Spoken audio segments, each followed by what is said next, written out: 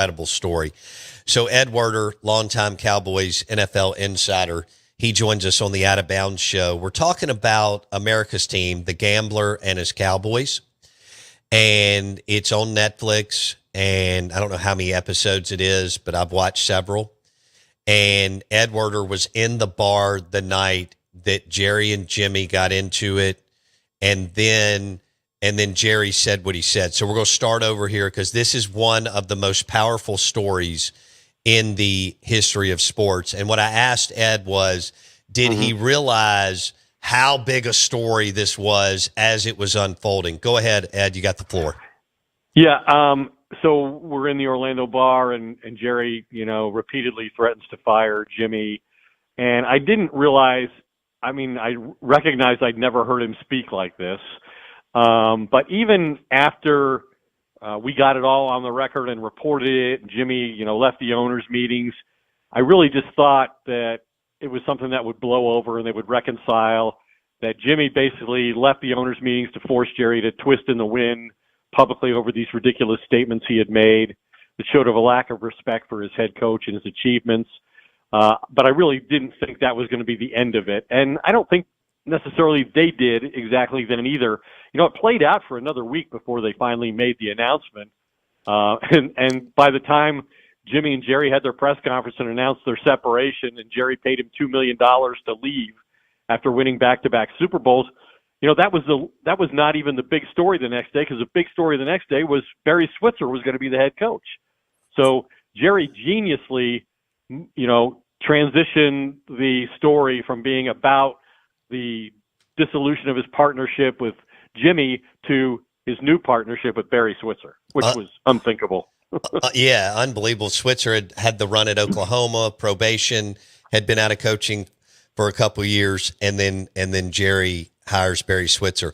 Okay, help me out. How much bitterness do you think is with Troy Aikman towards Jerry Jones? Because I'm watching Troy throughout the show, and at times he's guarded, measured. He seems like he's always serious. How ticked off were those three? But Troy Aikman, knowing that Jerry blew up what could have been more Super Bowl runs, Ed? Well, we've heard, I think you get the very clear sense from the interviews, that Troy was all about winning. And he really embraced, Jimmy's coaching style, holding players accountable, being demanding. That's consistent with Troy's personality. And at the time, that was the only way these guys knew how to win. True. Troy and Michael and Emmett, they were all there when, Emmett wasn't there when they went 1-15, but he was there when they went 7-9. So they all knew what losing was like in the NFL. They knew had an appreciation for how hard it was to win. And so they respected the way Jimmy, ran the team. And, Troy had an experience with Barry Switzer, and it was actually a positive one, because when he got hurt and could no longer play for Switzer at Oklahoma, Switzer was moving on to Jamel Holloway and running the wishbone again. Barry actually helped Troy get to UCLA. He called Terry Donahue and set that up for Troy. So Troy had an appreciation for Switzer, but he quickly discovered that this was not the same Barry Switzer from a competitive standpoint as the one he had known in their previous relationship together. Switzer had been out of football for 5 years. His competitive instincts had dulled. He was comfortable not coaching. He was comfortable being retired. And now all of a sudden he inherits this team that's been, driven hard and been amazingly successful, winning back-to-back Super Bowls. And the expectation is somehow that's going to continue with him as the head coach. And so Troy all of a sudden discovered, hey, now I have to assume the Jimmy role. I've got to be hard on guys because Switzer's not that way. And there was a lot of frustration in that. And I've heard him say, who knows what would have happened if Jimmy had stayed. Maybe what Tom Brady and Bill Belichick accomplished together, maybe that would have been us. There's no shortage of players on those teams who think they should have won somewhere between 4 and 6 Super Bowls, and they won 3. Oh, man. Ed Werder on the Out of Bounds show, ESPN 105.9 The Zone. So one of the other things, I was younger. I was in junior high and high school through this thing, and as I'm watching it, I remember some of it. But we didn't have access, as you know, Ed, like we do. I mean, I'm over here in Jackson, Mississippi. Today I can stream or go to, DallasMorningNews.com, all that. Yeah. But the one thing that jumped out at me is Michael Irvin's competitive fire, to me, was on the level of Michael Jordan. I mean, do you think that, and how did you see it when you were covering the Cowboys? Yeah, there was no question. In fact, Michael obviously had a lot of off the field issues. And Oh yeah.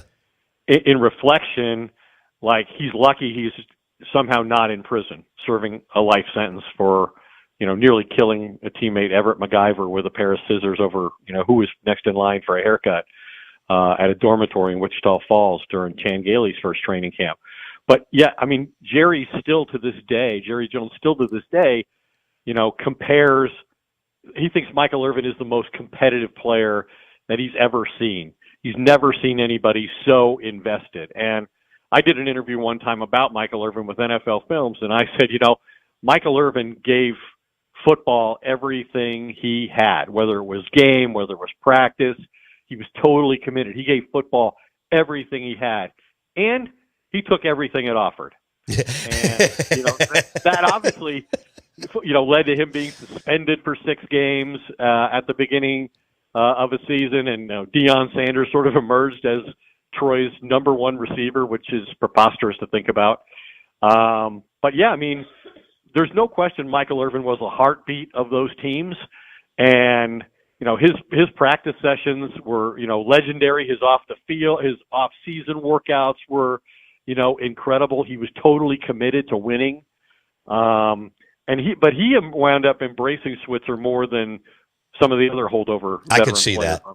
Yeah. And what you just described is very Jerry Rice-like, except Rice never got in trouble off the field. So because Jerry's from here, and just how almost psycho he was about, working out, and I was reading a book, Talent is Overrated, several years ago, and they talked about how the San Francisco 49ers, Ed, wouldn't give other players Rice's off-season workout for fear that they may hurt themselves. I mean, because of the intensity, Right. And that was I just didn't know all that about Michael Irvin. I knew how great he was. I watched the games. Yeah.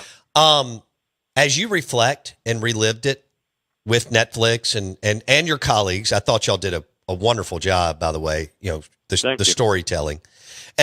As you relived it, was it something where you had forgotten some things, and then reliving it, you were like, oh, and this happened, and then you were with your colleagues and y'all were able to bounce things that happened off each other during that time, Ed? Yeah, there were definitely incidents or episodes where I was like, oh, I didn't know that as closely as I covered the team. I did not realize, for example, when right tackle Eric Williams crashed his car and nearly died. I didn't realize that. Maybe I was naive. I should have realized Michael Irvin and Emmitt Smith rushed to the actual scene while he was still in the car, and accompanied him to the hospital. I didn't know about that part of it. The thing I think that surprised me the most that they left out was the storyline about after drafting Troy Aikman first overall in 1989, that they soon thereafter, a few months later, committed the next year's first-round pick to taking Steve Walsh, another quarterback, one who had just won a national championship for Jimmy Johnson and so many of those staff members he brought with him from Miami to Dallas. And that began the mistrust that Aikman experienced, with Jerry and Jimmy early on in his career, and, provoked him to talk to his agent about, creating an opportunity to be traded out of Dallas. So I was a little surprised that storyline didn't emerge at all. But my overall takeaway just watching this thing was, my God, what an incredible coaching staff and group of competitors, guys who played their absolute best in the biggest moments against the best opponents, and won championships, and how that contrasts with what we've seen from all all the Cowboys teams ever since then who have, never even gotten to a championship game. Ed Werder's been covering the Cowboys in the NFL for a long time. We're talking America's team, the Gambler and His Cowboys on Netflix. It's unbelievable. Must watch. And when you turn it on, you're going to go through multiple episodes and the dynasty that they had. But taking down the 49ers and all the different, and I guess the Redskins to a certain extent.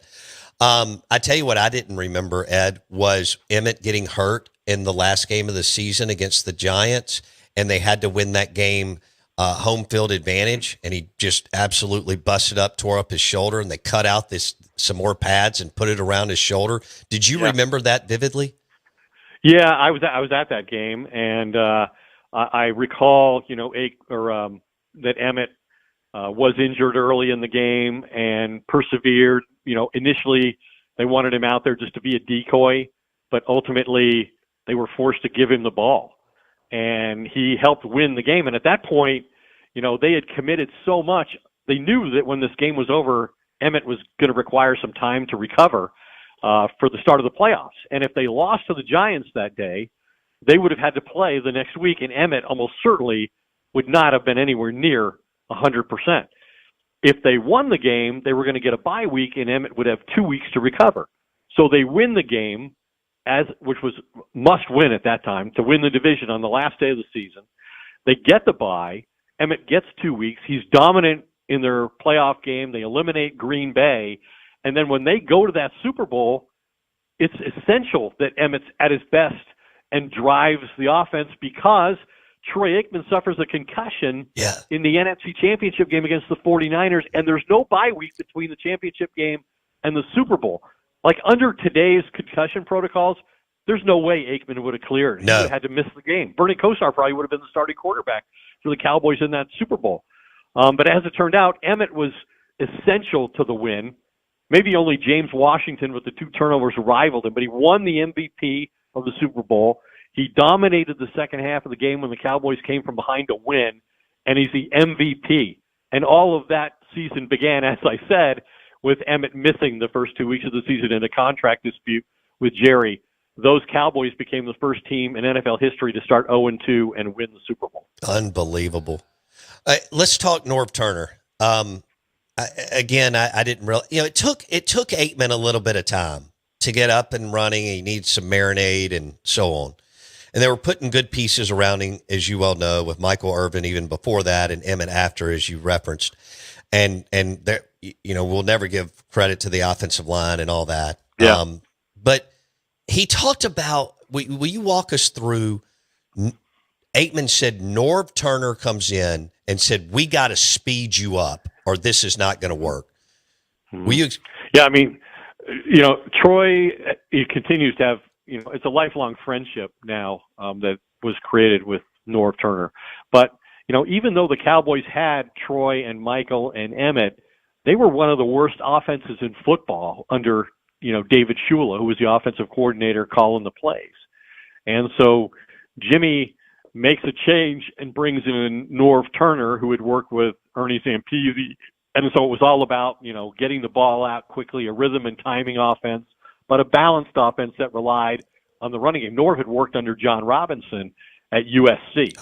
And so it's no accident. I mean, so pivotal was Norv Turner to the success of the Cowboys offense and Troy Aikman's evolution as a Hall of Fame, 3-time Super Bowl winning quarterback, that when Troy went into the Hall of Fame, it was Norv Turner he selected to do the induction speech.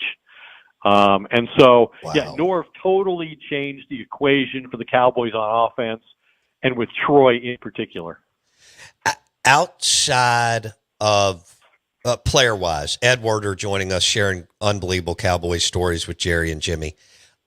Outside of Aikman, Emmett, and Irvin, in your opinion, during that window of whatever, 89 to 94 or 90 to 93, whatever it is, who was the most important player outside of those three, Ed? Charles Haley. Yeah. I think the acquisition, and he appears throughout the documentary too. I think the 49ers' gross miscalculation about what Charles Haley was and what he was capable of on the field totally flipped that period of dominance from the 49ers to the Cowboys. I think the 49ers were, considering trading Haley, even though he was a dominant pass rusher, and those guys are hard to find, even though he was all of that on the field, he had become so difficult in terms of his personality to handle. And you can argue he had personality disorders and required medications, and I think he would acknowledge all that and does in the show. But I think the 49ers traded him to Dallas, which was an emerging team at the time, because they thought his off the field was going to wreck their locker room. Like, I think that's the reason they were motivated to trade him to the Cowboys. It's kind of like any talk now about the Cowboys trading Micah Parsons to the Packers. Good like, grief. Why would you trade a pass rusher of that, with that ability, a Hall of Fame pass rusher, to the team that's most likely going to challenge you for the next few years to make it to the Super Bowl? I think the 49ers miscalculated. And we've heard Jerry say, hey, we could not have spelled Super Bowl without Charles Haley. So I think Haley's ability to rush the passer, just changed everything on defense. And Jimmy had already loaded up, on the defensive line. They had an enormous amount of talent on the defensive line. They could roll players in waves. But Charles Haley gave them that one guy that every offense had to game plan against and still couldn't stop. And so I think Haley was the guy who, other than the big three on offense, he was the guy who is most responsible for the success those teams had. Yeah, dominant. Watching Romanowski, we've had him on the show, watching him and Jerry Rice and Steve Young talk about getting beat once the Cowboys flipped it on them. Because, Ed, you were there. You know how talented they were. I mean, they're sitting there talking about it years later, like, how did this happen? And how gut-wrenching it was for the 49ers to lose the torch. Yeah, they hated the Cowboys. They were already the team of the 80s, and if it hadn't been for Dallas, and if it hadn't been for the Charles Haley trade, arguably the 49ers would have been the team of the next decade, too. They would have been the team of the 90s. And you got the sense from them, about how much they respected, the Cowboys as an opponent, but just how frustrating it was for them to be unseated in the way that they were. I thought it was pretty remarkable when Steve Young said, losing to the Cowboys and competing against the Cowboys in those big games, that made me the player that eventually I was. That made him a guy who could go throw, 6 touchdown passes at the Super Bowl and beat the Chargers and finally, end the speculation about how inferior he was to Joe Montana, the franchise icon. So, yeah, I think you got a very clear sense of just how meaningful those games were. So good. So good. Ed Werder, ESPN Cowboys, NFL Cowboys insider. He's in the show, America's Team, The Gambler and His Cowboys, on Netflix. And next week we'll jump into Micah Parsons and Cowboys Eagles on Thursday Night Football. Ed Werder, that was fantastic. Thank you so much. We'll talk next week. Good to talk to you, Bo. Looking forward to being with you every week of the season. Thanks so much. Man, this is going to be a blast. Ed Werder on the Out of Bounds Show. The show is brought to you by Fowler GMC. And your next GMC Sierra truck or GMC Yukon pre-owned or new at Fowler GMC, Pearl Brandon. Hit their website right now, FowlerGMC.com. That's FOWLER, FowlerGMC.com. Show is also presented by Fuse.Cloud. Cybersecurity is more than firewalls and spam filters. It's about protecting your business, your employees, and your reputation. And that is powered by Fuse.Cloud, Fuse, Fuse.Cloud's managed IT service. Call them today.